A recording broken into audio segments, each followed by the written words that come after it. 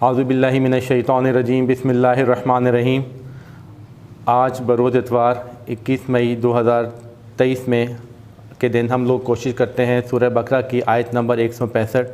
کی تلاوت، اس کا ترجمہ اور کسی حد تک اس پہ بات کریں گے۔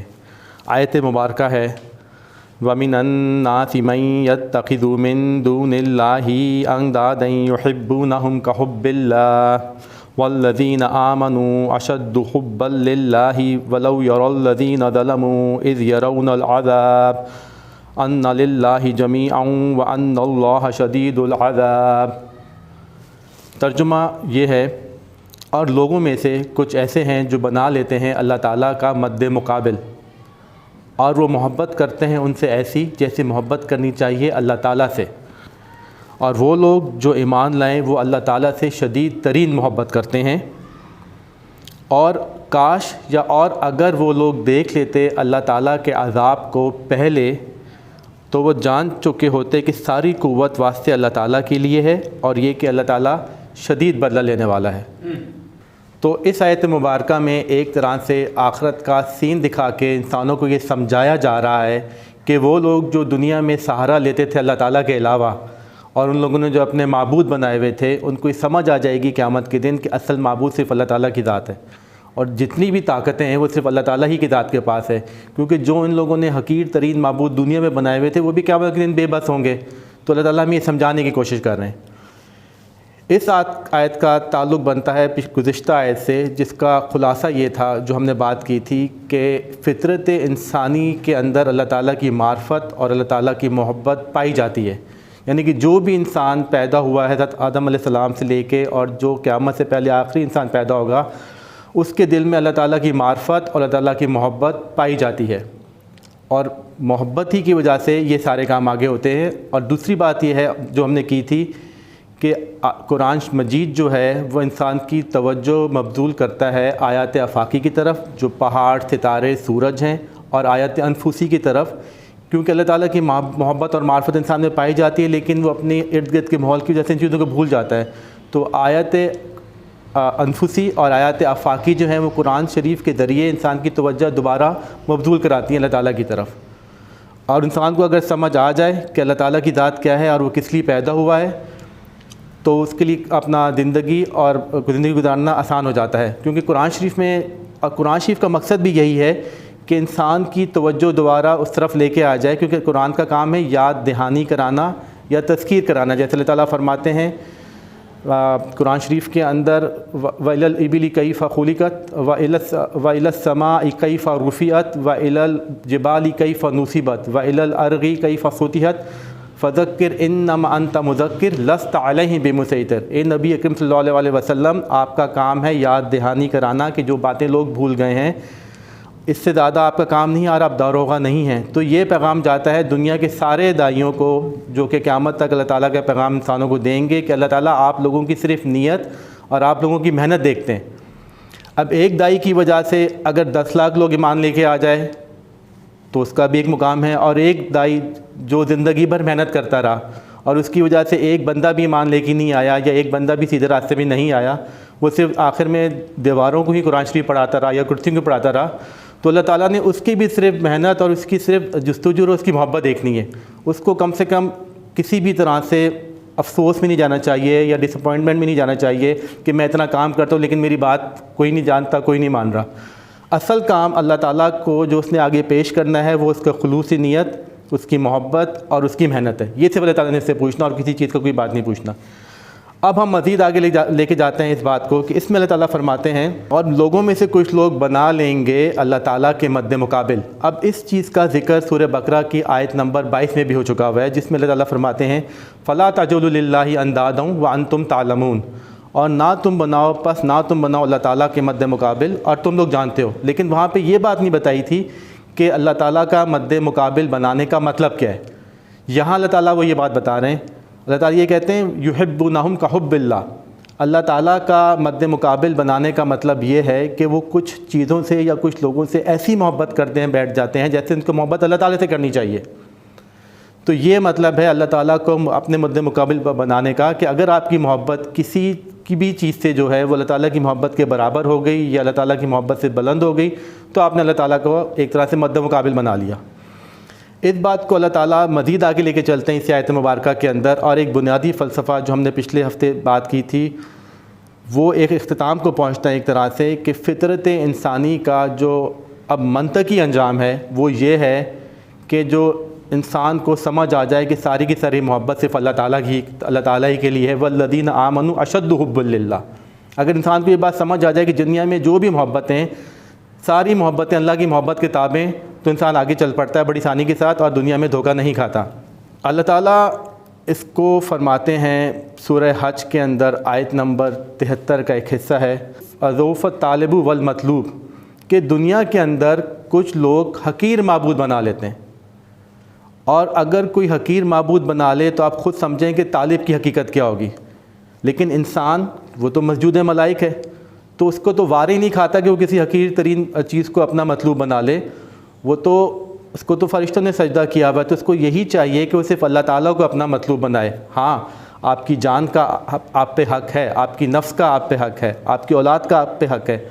آپ کے وطن کا آپ پہ حق ہے، آپ کی نوکری کا آپ پہ حق ہے، آپ کے بزنس کا آپ پہ حق ہے، آپ کے رشتہ داروں کا، بھائیوں کا اور تمام دنیا کے انسانوں کا آپ پہ حق ہے، لیکن وہ جو ہے مقصود کے درجے میں نہیں آنا چاہیے، کیونکہ مقصود کے درجے میں آ جائے گا تو وہ مطلوب ہو جائے گا، اور وہی اسی طرح سے بات آگے جا کے خراب ہو جاتی ہے۔ اللہ تعالیٰ کے بارے میں ہمیں سوچنا چاہیے منزل ما کبریا، کہ ہماری جو منزل ہے وہ ایک بلند ترین منزل ہے، منزل ما کبریا۔ اس چیز کو یعنی کہ ہم کو جو سمجھ آ رہی ہے توحید کا ایک بنیادی عقیدہ کہ اللہ تعالیٰ ہی انسان کے لیے مطلوب ہیں، وہی مقصود ہیں، اور انسان کی جو حقیقی محبت ہے وہ صرف اللہ تعالیٰ ہی سے ہونی چاہیے۔ آپ محبت کریں اپنی اولاد سے، اپنے والدین سے، اپنے رشتہ داروں سے، اپنی نوکری سے، اپنے جس طرح سے آپ پیسے کماتے ہیں اور سب لوگوں سے محبت کریں، لیکن اگر کسی بھی ایک چیز کی محبت اللہ تعالیٰ کی محبت کے برابر ہو گئی یا اس سے بڑھ گئی تو یہی شرک ہے، اس کے علاوہ اور کوئی چیز شرک نہیں ہے۔ تعصد عبد الدینار و درہم، یہ کہا جاتا ہے کہ برباد ہوا، تباہ ہوا دینار و درہم کا بندہ۔ اگر ایک شخص کے دل کے اندر چاہے اس کا نام عبد الرحمن ہی کیوں نہ ہو، پیسے کی محبت اللہ کی محبت سے زیادہ ہے تو وہ دینار کا بندہ ہوگا، عبد الدینار کہیں گے، اسے عبد الرحمن نہیں کہیں گے۔ یہ بات ہے انسان کی۔ اس چیز کو فرماتے ہیں حضرت امام تیمیہ رحمۃ اللہ، توحید فی طلب، اس کو عام زبان میں کہتے ہیں عملی توحید۔ ایک تو ہے قولی توحید یا توحید فی العقیدہ، کہ اللہ تعالیٰ ہی کی ذات سب سے بڑی ہے، اس کی صفات کا کوئی ہمسر نہیں ہے، نہ کوئی ضد ہے، نہ کوئی ضد ہے، نہ کوئی ند، نہ کوئی مثل، نہ کوئی مثال۔ یہ تو ہمارا ہے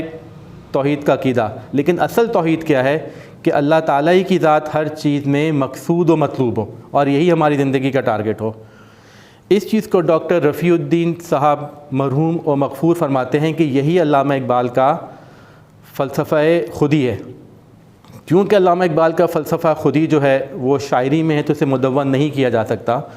تو بعض لوگ یہ کہتے تھے کہ اس زمانے کے جو بڑے بڑے فلاسفر تھے جیسے نیٹشے ہو گیا، برشا ہو گیا، کہ علامہ اقبال نے اپنا خودی کا فلسفہ وہاں سے لیا ہے۔ اس پہ ڈاکٹر رفیع نے کہا کہ نہیں، یہ سب فلسفہ علامہ اقبال نے قرآن شریف سے لیا، جس پہ علامہ اقبال نے خود کہا کہ میرا فلسفہ خودی جو ہے وہ سورہ الحشر کی آیت نمبر 19 سے آیا ہے، جس میں اللہ تعالیٰ فرماتے ہیں وَلَا تَكُونُوا كَالَّذِينَ نَسُوا اللَّهَ فَأَنسَاهُمْ أَنفُسَهُمْ، پس تم لوگ نہ ہو جانا ایسے جو اللہ تعالیٰ کو بھلا دیتے ہیں، بس پھر اللہ تعالیٰ ان لوگوں کو بھلا دیتا ہے، وہ خود ہی اپنے آپ کے اندر بھول جاتے ہیں۔ تو علامہ اقبال فرماتے ہیں کہ میرا فلسفہ خودی جو ہے وہ وہاں سے آیا ہے۔ ڈاکٹر رفیع صاحب یہ کہتے ہیں کہ میں نے جتنے بھی دنیا میں فلاسفر آئے ہیں مشہور، جس کے اندر آپ کا ایڈلر ہے، آپ کا فرائڈ ہے، سارے کچھ ہیں، میں نے ان سب کے فلسفہ انسانیت کو موازنہ کیا ہے، اور میں نے یہ دیکھا ہے کسی انسان کا بھی فلسفہ انسانیت مکمل نہیں ہے، وہ یہ نہیں بتاتا کہ انسان کیا چاہتا ہے، اس کے محرکات عمل کیا ہیں۔ یہ فلسفہ انسانی جو مکمل ہے وہ صرف قرآن شریف کے اندر ہے، کیونکہ انسان اگر ہم لوگ بطور حیوان دیکھیں تو اس کے اندر ایک نسل بچانے کے لیے وہ اپنی اولاد کو پیدا کرتا ہے، پھر یہ کہ وہ عام طور پہ جتھوں میں چلتا ہے، جیسے جو تمام جانور عام طور پہ گروپس میں چلتے ہیں تاکہ اس پہ کوئی حملہ نہ کر سکے، وہ دوسروں پہ حاوی آ سکے۔ لیکن اس کے باوجود جو انسان ہے اس کی زندگی کے اندر ایک بنیادی ایک ٹارگٹ ہوتا ہے، ایک آئیڈیا اس کے پاس ہوتا ہے اور ایک اس کے پاس ہندی میں کہتے ہیں آدرش یا ڈسپلن ہوتا ہے، جس کو وہ فالو کرتے کرتے اپنی زندگی بھی گنوا دیتا ہے۔ جس طرح ہم دیکھتے ہیں تاریخ کے اندر دوسری جنگ عظیم کے اندر ایک ہاری کری جاپانیوں کا ایک طریقہ تھا، بلکہ ابھی بھی ہوتا ہے کہ جب ان سے اپنا ٹارگٹ نہیں اچیو ہو پاتا، وہ اپنے سینے پیٹ میں خنجر گھساتے ہیں خود سے اور اس کو سینے تک چیر دیتے ہیں اپنے آپ کو، اور وہ مر جاتے ہیں، کیوں کہتے ہیں ہم سے ہمارا ٹارگٹ اچیو نہیں ہوا۔ اور جس طرح جاپانیوں ہی نے دوسرے جنگ عظیم کے اندر ہوائی جہاز جب وہ چلاتے تھے تو وہ بحری جہازوں کے اندر اپنے جہاز گرا دیتے تھے چمنیوں کے اندر، جس کا مقصد یہ تھا کہ وہ تو مر ہی رہ لیں گے، ساتھ میں پورا جہاز بھی تباہ کر دیں۔ تو ہر انسان کی زندگی کا ایک ٹارگٹ ہونا چاہیے، ورنہ اس کی زندگی اور ایک بے جان انسان کی زندگی تقریباً برابر ہو جاتی ہے۔ زندگی آمد برائے بندگی بھی ہے، اور تصور کے مبند ساری ہستی گزاری جاتی ہے۔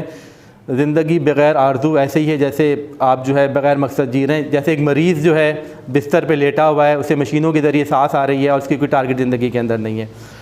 تو ہر انسان کی زندگی میں ایک ٹارگٹ ہونا چاہیے، لیکن انسان اپنے ارد گرد کے ماحول کی وجہ سے اس ٹارگٹ کو بھلا دیتا ہے یا کم کر دیتا ہے۔ جیسے ڈاکٹر صاحب فرماتے ہیں جب ہم لوگ نکلے انڈیا سے پاکستان، جب ہم نے ہجرت کی تو جان بچانے کے لیے ہم نے وہ چنے ابال کے کھائے جس میں ہم کو کیڑے نظر آتے تھے باقاعدہ، اور ہم نے ان تالابوں سے پانی پیا جس میں ہمارے سامنے جانور پیشاب کیا کرتے تھے، کیونکہ ہم نے جان بچانی تھی، ہمارا کھانے کا اسٹینڈرڈ کم ہو گیا تھا۔ اسی طرح انسان کیا کرتا ہے جب وہ اس کو سمجھ نہیں آتی قرآن شریف کی نشانیاں، اس کو آیات سمجھ نہیں آتی، تو وہ اپنا ٹارگٹ کم کر لیتا ہے اور اپنا معبود کسی اور کو بنا لیتا ہے، حالانکہ اصل معبود صرف اللہ تعالیٰ ہی کی ذات ہے، اور اسی کے انسان کو آگے لے کے چلنا چاہیے، اسی کو فالو کرنا چاہیے۔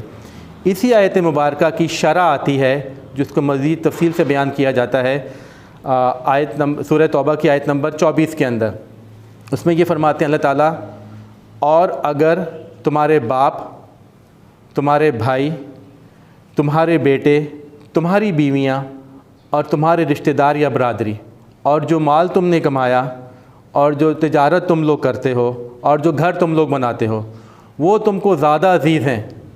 اللہ تعالیٰ اور اللہ تعالیٰ کے رسول صلی اللہ علیہ وسلم کے احکامات اور اللہ تعالیٰ کے راستے میں جہاد کرنے سے، تو بس تم لوگ پھر فارغ ہو۔ اس کا مفہوم اس طرح سے، تو یہ آیت وہ آیت مبارکہ سورہ توبہ کی 24 نمبر جو ہے اس کی شرح کے اندر جو مفسرین بتاتے ہیں، یہ مال و دولت دنیا، یہ رشتہ پیوند، وہ وحد و گماں لا الہ الا اللہ، اس کو علامہ اقبال نے شعر میں اس طرح سے بیان کیا ہے۔ تو اللہ تعالیٰ ہم لوگوں کو توفیق دیں کہ ہم چیزوں کو سمجھ سکیں اور ہم یہ مقصد جانیں کہ اللہ تعالیٰ کی ذات کے لیے جو اثار اور جو قربانی ہوگی اس کا نتیجہ بھی سب سے زیادہ آئے گا۔ اگر آپ دنیا میں کسی کے لیے کام کرتے ہیں، دنیا میں کسی کو اپنا معبود بناتے ہیں، تو اس کا نتیجہ تو اللہ تعالیٰ نے قرآن شریف میں بیان کر دیا کہ کیا ہوگا۔ ہاں، حق پورا کریں، جیسی محبت کا اللہ تعالیٰ نے حکم دیا ہے وہ لوگوں سے اپنے کاروبار سے کریں، لیکن سب سے بلند ترین محبت اللہ تعالیٰ ہی کی محبت ہے۔ اگر آپ وہ کریں گے تو آپ کو اس کا صلہ بھی عظیم ترین صلہ ملے گا انشاءاللہ۔ تو اللہ تعالیٰ اور جو ہمارے سامنے آئی آیت مبارکہ کے اندر کہ اللہ تعالیٰ کہتے ہیں جن لوگوں نے ظلم کیا۔ اب ظلم کا مطلب کیا ہے؟ ظلم کا مطلب عام طور پر یہ ہوتا ہے کسی چیز کو اس کی اصل جگہ سے ہٹا دینا۔ وہ لوگ جن لوگوں نے اپنے مطلوب یا مقصود بنا لی اللہ تعالیٰ کے علاوہ، ان لوگوں نے دنیا میں کیا کیا؟ ان لوگوں نے جو اصل تو مقصود و مطلوب اللہ تعالیٰ کی ذات ہے، لیکن ان لوگوں نے دنیا کے اندر کسی اور چیز کو اپنا مقصود و مطلوب بنا لیا، تو ان لوگوں نے اصل چیز کو اپنی جگہ سے ہٹا لیا، تو یہی ظلم ہو گیا۔ تو اللہ تعالیٰ یہی کہتے ہیں کہ وہ لوگ جنہوں نے ظلم کیا دنیا میں، جب قیامت میں دیکھیں گے عذاب کو، تو وہ یہ کہیں گے ساری قوت اللہ تعالیٰ کے پاس ہے۔ اور ہم دیکھتے ہیں دنیا میں انسان کسی چیز کو مطلوب یا مقصود کیوں بناتا ہے، تو اس کا جو حاصل وہ چاہتا ہے کہ مجھے طاقت مل جائے، میں طاقتور ہو جاؤں، میں کسی عظیم عہدے پہ پہنچ جاؤں، اس طاقت کو استعمال کر سکوں۔ تو وہ لوگ جنہوں نے دنیا میں ظلم کیا، جب وہ دیکھیں گے ساری طاقت تو اللہ تعالیٰ کی ہے، تو ان کو سمجھ آ جائے گی کہ ہم نے دنیا میں بڑی بیوقوفی کی ہے، کیونکہ جس طاقت کے پیچھے ہم لوگ لگے ہوئے تھے وہ تو طاقت ہی کوئی نہیں تھی، وہ تو ایک عارضی چیز تھی جس نے ہم کو دھوکے میں ڈال دیا۔ جب ہی کہتے اب جو مزید اس کی تفصیل میں لوگ جاتے ہیں تو بات یہ نکلتی ہے کہ جو انسان کسی چیز سے محبت کر بیٹھتا ہے، اس محبت کی وجہ سے وہ اس چیز کا ناجائز فائدہ اٹھاتا ہے اور وہ پھر اللہ تعالیٰ کی اصل محبت کو بھلا دیتا ہے۔ مثال کے طور پہ ایک جج ہے، اس کو محبت ہوگی اپنی طاقت سے، اس طاقت کے بل بوتے کے اوپر وہ غلط فیصلے کرتا ہے، کچھ بھی کرتا ہے۔ یا ایک شخص ہے جو محبت کر بیٹھتا ہے کسی کے ساتھ، جیسے شیریں اور فرات کی مثال آتی ہے، وہ اس کے لیے نہریں کھودنے میں لگ جاتا ہے۔ تو ان قسم کی مثالوں میں یا کوئی شخص ہے جو پیسے سے محبت کرتا ہے اور پیسے کی محبت کی خاطر وہ سارے اصول توڑ دیتا ہے اللہ تعالیٰ کے، تو وہ اس کی پیسے سے محبت ہوگی، تو وہ چیز اللہ تعالیٰ کی محبت کو بھلا دیتا ہے اور سارا سسٹم خراب کر دیتا ہے۔ وہ محبت کیوں کرتا ہے؟ طاقت حاصل کرنے کے لیے، لیکن آخر قیامت کے دن وہ دیکھ لے گا کہ اس کی وجہ سے اس نے کوئی طاقت حاصل نہیں کی، اس نے صرف زندگی اپنی گنوائی ہے، اور اصل طاقت صرف اللہ تعالیٰ کے لیے. تو اللہ تعالیٰ توفیق دے اسے، تو وہ اس محبت کی وجہ سے اس کا ناجائز فائدہ اٹھاتا ہے، اور جس کی وجہ سے اللہ تعالیٰ کا نظام دنیا میں وہ کوئی انسان خراب کر دیتا ہے، اور جس کی وجہ سے وہ پھر آخر میں سزا کا اس کو سزا ملے گی. تو اللہ تعالیٰ توفیق دیں کہ ہم تمام محبتوں کو سمجھ سکیں، اور ہم یہ سمجھ سکیں کہ اصل محبت صرف اللہ تعالیٰ ہی کی ہے، اور ساری محبتیں اللہ تعالیٰ کی محبت کے تابع ہیں، قولی طور پہ بھی اور فعلی طور کے اوپر بھی. صدق اللہ العظیم. جزاک اللہ.